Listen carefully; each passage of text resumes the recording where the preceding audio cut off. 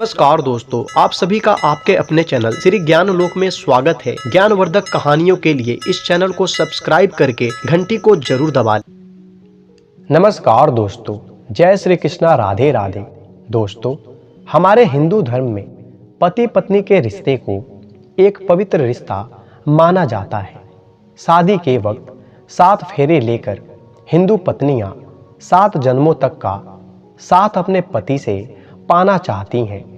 एक दूसरे से सच बोलना, हमेशा साथ रहना, सुख हो या दुख, एक दूजे का साथ ना छोड़ना, एक दूसरे का मान रखना, एक दूसरे का बात मानना, एक दूसरे पर विश्वास करना।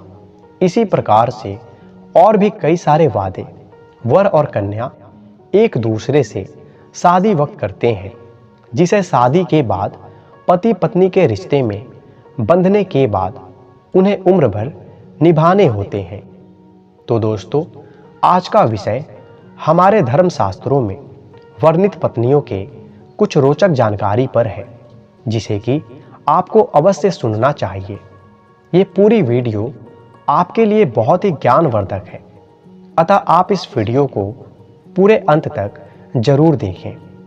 दोस्तों, चलिए इस प्रसंग को शुरू करते हैं।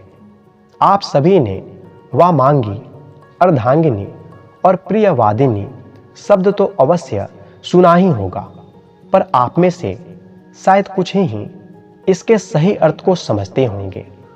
हिंदू शास्त्रों में पत्नी को वामांगी कहा गया है, जिसका अर्थ होता है बाएं अंग का अधिकारी। इसलिए पुरुष के शरीर का बायां हिस्सा स्त्री का माना जाता है। इसका कारण ये है कि भगवान शिव के बाएं अंग से स्त्री की उत्पत्ति हुई है, जिसका प्रतीक शिव का अर्धनारीश्वर शरीर है।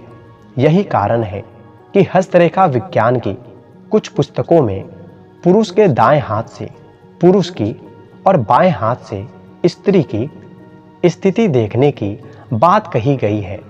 शास्त्रों में कहा गया है कि स्त्री पुरुष की वामांगी होती है, इसलिए सोते समय और सभा में सिंदूर दान, द्युरागमन, आशीर्वाद ग्रहण करते समय और भोजन के समय स्त्री को पति के बाईं ओर रहना चाहिए। इससे शुभ फल की प्राप्ति होती है, ऐसा शास्त्रों में वर्णित किया गया है। वामांगी होने के बावजूद भी कुछ कामों में स्त्री को दाईं ओर रहने की बात शास्त्र कहता है। शास्त्रों में बताया गया है कि कन्यादान, विवाह, यज्ञ कर्म, जात कर्म, नामकरण और अन्नप्राशन के समय पत्नी को पति के दाईं ओर बैठना चाहिए। पत्नी के पति के दाईं या बाएं बैठने संबंधी इसी मान्यता के पीछे तर्क ये है कि जो कर्म सांसारिक होते हैं, उसमें पत्नी पति के दाईं ओर बैठती है, क्योंकि ये कर्म स्त्री प्रधान कर्म माने जाते हैं। यज्ञ, कन्यादान, विवाह, ये सभी पारलौकिक कार्य माने जाते हैं।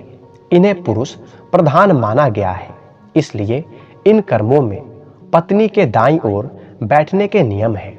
दोस्तों, सनातन धर्म में पत्नी को पति की वामांगी कहा गया है, यानी कि पति के शरीर का बायां हिस्सा। इसके अलावा पत्नी को पति की अर्धांगिनी भी कहा जाता है, जिसका अर्थ है पत्नी पति के शरीर का आधा अंग होती है।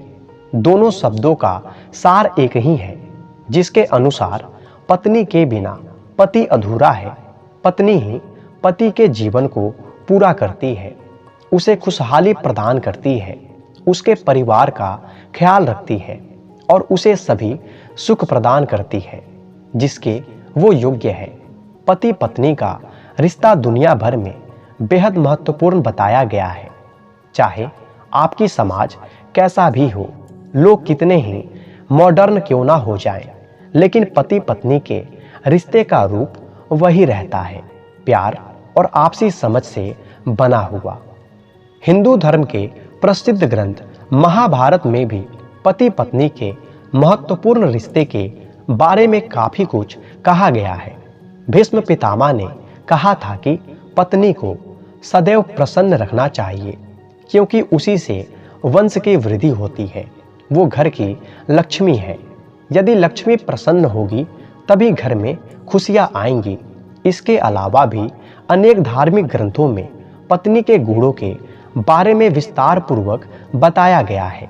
दोस्तों, आज हम आपको गरुड़ पुराण, जिसे लोग प्रचलित भाषा में गृहस्थों के कल्याण की पुराण भी कहा गया है, उसमें उल्लेखित पत्नी के कुछ गुणों की संक्षिप्त व्याख्या करेंगे।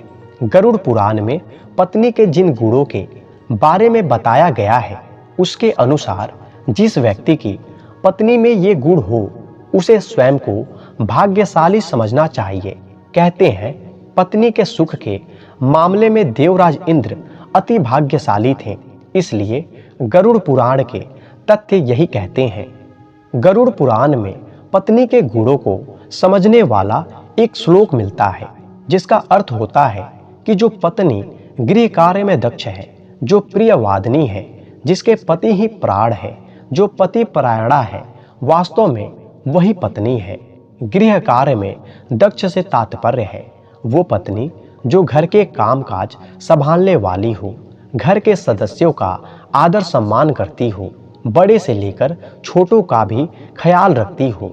जो पत्नी घर के सभी कार्य जैसे भोजन बनाना, साफ सफाई करना, घर को सजाना, कपड़े बर्तन आदि साफ करना जैसे कार्य करती हो, वो एक गुड़ी पत्नी कहलाती है।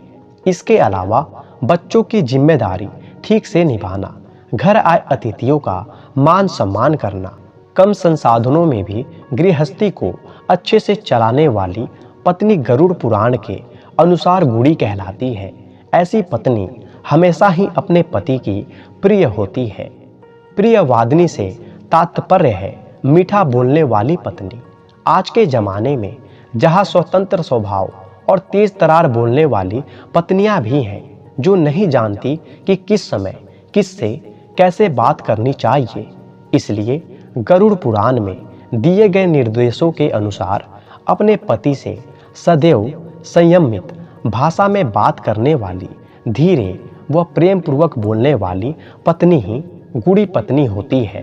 पत्नी द्वारा इस प्रकार से बात करने पर पति भी उसकी बात को ध्यान से सुनता है, उसके इच्छाओं को पूरा करने की कोशिश करता है। परंतु केवल पति ही नहीं, घर के अन्य सभी सदस्यों या फिर परिवार से जुड़े सभी लोगों से भी संयम से बात करने वाली स्त्री एक गुड़ी पत्नी कहलाती है। ऐसी स्त्री जिस घर में हो वहाँ कलह और दुर्भाग्य कभी नहीं आता। दोस्तों, पति परायणा यानी पति की हर बात मानने वाली पत्नी गरुड़ पुराण के अनुसार एक गुड़ी पत्नी होती है। जो पत्नी अपने पति को ही सब कुछ मानती हो, उसे देवता के समान मानती हो, कभी भी अपने पति के बारे में बुरा ना सोचती हो, वो पत्नी गुड़ी है। विवाह के बाद एक स्त्री न केवल एक पुरुष की पत्नी बनकर नए घर में प्रवेश करती है, वो उस नए घर की बहू भी कहलाती है। उस घर के लोगों और संस्कारों से उसका एक गहरा रिश्ता बन जाता है। इसलिए शादी के बाद नए लोगों से जुड़े रीति रिवाज को स्वीकारना ही स्त्री की जिम्मेदारी है। इसके अलावा एक पत्नी को एक विशेष प्रकार के धर्म का भी पालन करना होता है। विवाह के पश्चात उसका सबसे पहला धर्म होता है कि वो अपने पति और परिवार के हित में सोचे। ऐसा कोई काम ना करे जिसे पति या परिवार का अहित हो। गरुड़ पुराण के अनुसार जो पत्नी प्रतिदिन स्नान कर पति के लिए सजती संवरती है तथा सभी मंगल चिन्हों से युक्त है, जो निरंतर अपने धर्म का पालन करती है तथा अपने पति का हित सोचती है, उसे ही सच्चे अर्थों में पत्नी मानना चाहिए। जिसकी पत्नी में ये सभी गुण हो, उसे स्वयं को देवराज इंद्र ही समझना चाहिए। तो दोस्तों, मुझे उम्मीद है कि पत्नी के विषय में आपको ये सभी महत्वपूर्ण जानकारियाँ बेहद पसंद आई होगी। तो कृपया कर इस वीडियो को लाइक करें और ज़्यादा से ज़्यादा इस वीडियो को शेयर करें।